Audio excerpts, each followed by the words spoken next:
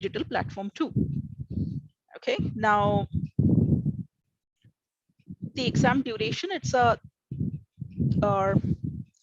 1 hour 30 minutes, and then so it's a 3 hour 30-minute exam. Okay, so I think I wrote it wrong. I'm so sorry. It's one is 2 hour 30 minutes and one is 60 minutes. So you have 60 minutes, 55 questions, and you have, the 50% of exam score is here. So that's the reason why this is a very scoring paper. Though many people don't know and they normally get daunted by this topic, it's actually very easy to score here. So think of topics like, or subjects like psychology and environmental science where you score well. This is also a very scoring paper.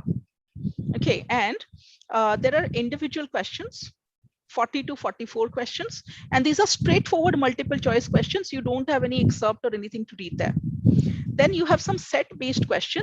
So there are 3 sets of question which ask student to analyze a quantitative stimulus like line graph, chart, infographics basically.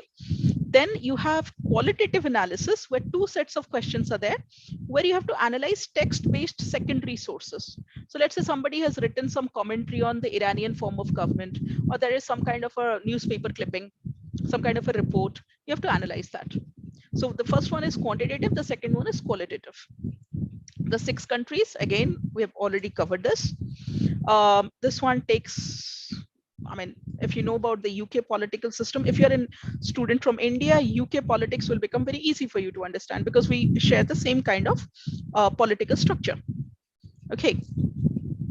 Now, next thing is the second, session. So it's 1 hour 30 minutes. So I was right, 150 minutes. Again, 50% of the exam. So if there is no negative marking for the multiple choice question. So if you can score very high, if you can score say 80 or 85% in the first paper, then the second section becomes, very easy to score. So getting a 5 will not be difficult at all. Here you have 4 distinct things. One is concept application, one is quantitative analysis, one is comparative analysis. For example, they can give you political concepts or systems or institutions. Okay, let's say parliamentary form of democracy, presidential form of democracy, or they can talk about policies in different countries. For example, foreign policy in UK and foreign policy in China. How do they differ based on their political structure?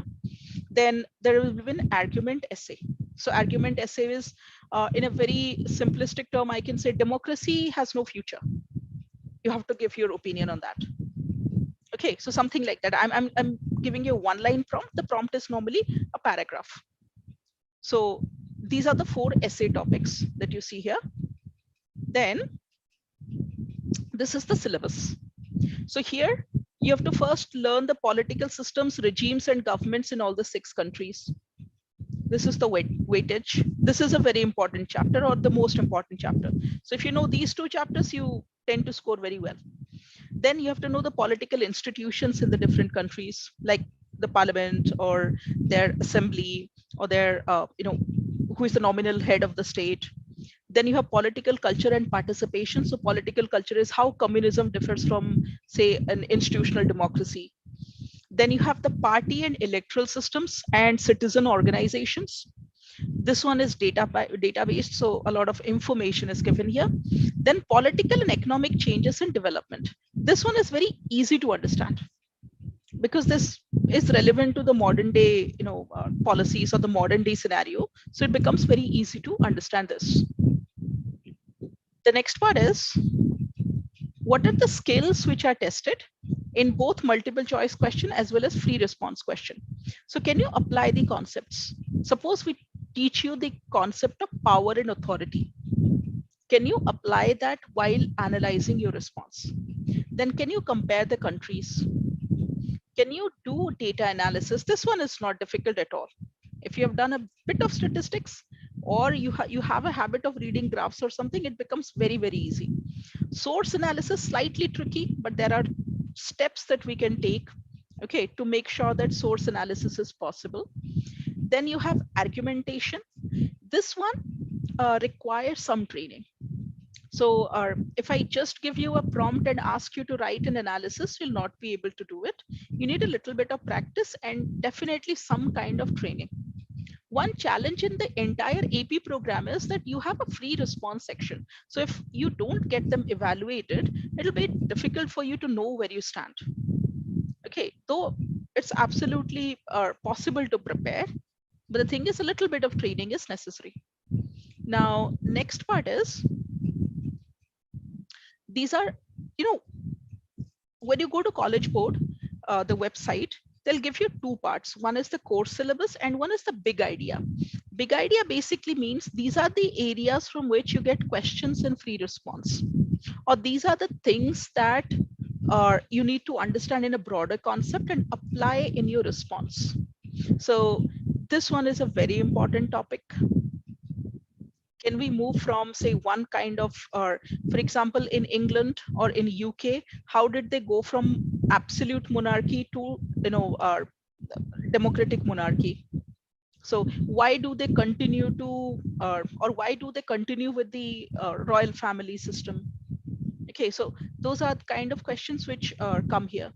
So if you understand the basic concepts, it becomes easy to write. But the big idea basically means these are the concepts that you need to learn and apply in your response.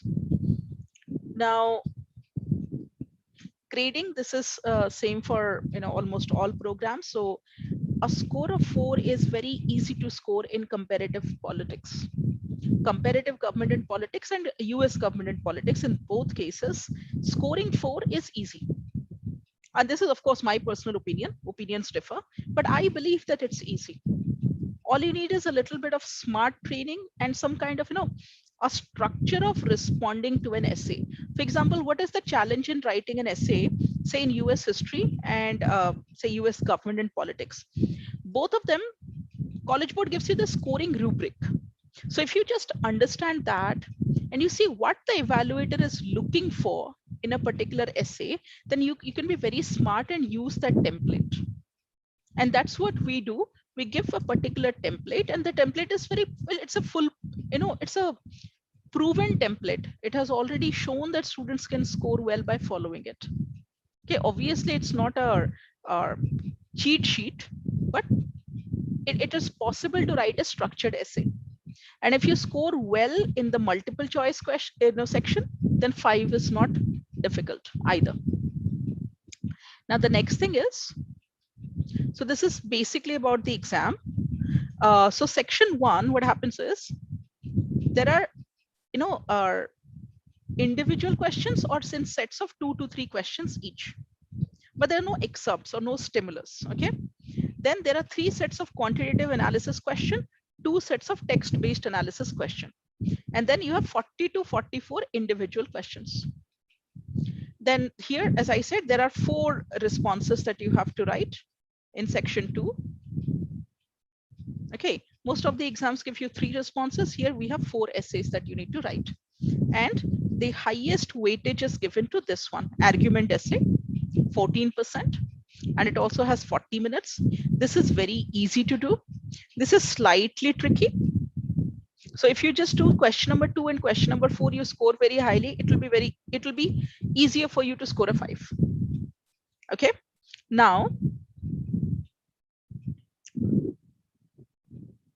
this is a sample question. So this one is comparative government. Okay, so this is from the chapter of comparative government. So it says, which of the following best captures why Nigeria has experienced more coups than Mexico has since 1960? So what was the fundamental difference between the two countries so that Nigeria has grown progressively unstable and Mexico is stable, or it enjoys some kind of stability? So the options are there. So it's a Mexico's economy is more dependent upon the export of natural resources, whereas Nigeria's economy is outside corporation and governments. It's actually technically wrong. Nigeria also exports. So this is not the answer. So the answer will be B. Nigeria features sharper ethnic and religious divides. So it's internally unstable. And that's why you have seen more coups. Okay, so this is one. Sample question for argument essay. Develop an argument as to whether democratic or authoritarian regimes are better at maintaining sovereignty in a country. So see, this is, no, I mean, here, if I give this essay to somebody who hasn't prepared for the exam, then they will write in generic terms, right?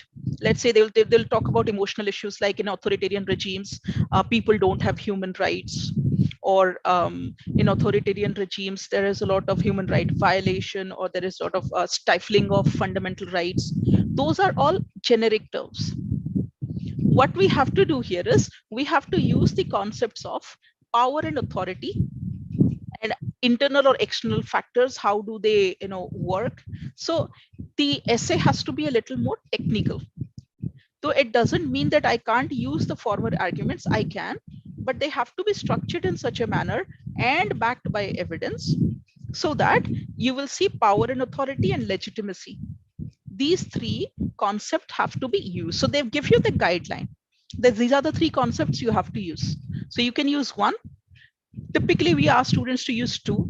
So two of the concept have to be used there, and you have to form your response. So it's not just writing something in generic manner from your common sense.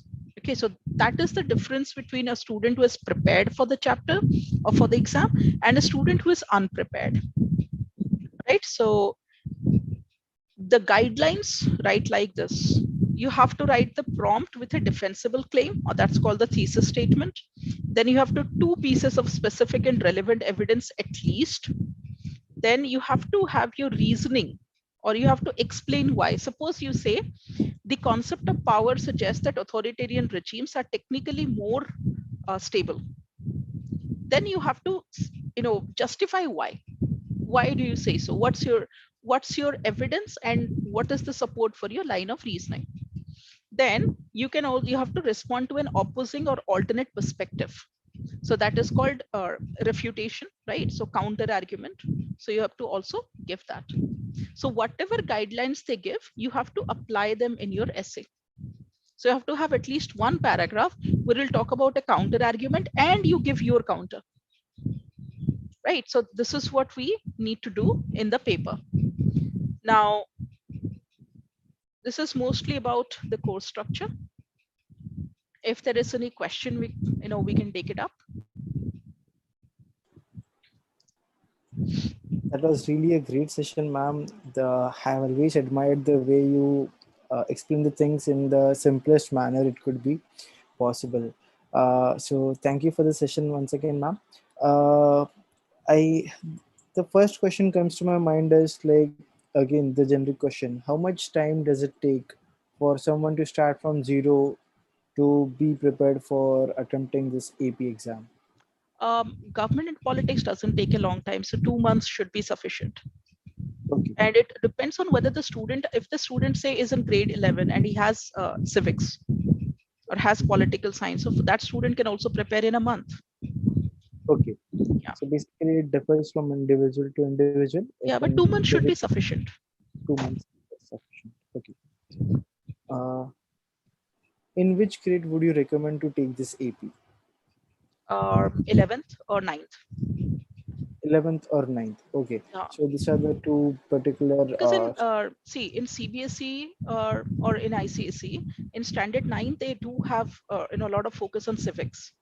So at the time, the concept of fresh in the set in the mind of the student, right? So if they take this in the 9th grade or 11th grade, right, then that should be fine. Okay. But again, all that depends on when you are taking your SAT also. Yeah, right. So you have to manage. You have to plan accordingly. And I think the counselors would be the best people to answer that. Correct. Right. But yeah. Apart from that, ma'am, like again, the question arises: who, like a student or an individual, who is like exactly whom shall you recommend this particular exam to? Like any student, there is no real prerequisite for this, because see, the basics is everybody knows about the concept of democracy, right? And this along with say a subject like English Lit, that is favored by students of every stream. So no matter what your graduation subject is going to be or whatever you are targeting in your graduation, this will be an added bonus. And comparative government and politics rates very high, especially if you want to do your course in say journalism, which is nowadays a very popular course, right?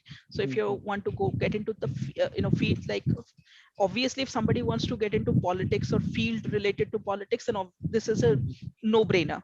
But even for a science student, this really works. It adds to your CV. Profile. Yeah. Yeah, it adds to your profile. So, lastly, before ending the session, I'd like to ask, like, are there any specific advices you would like to give it to students?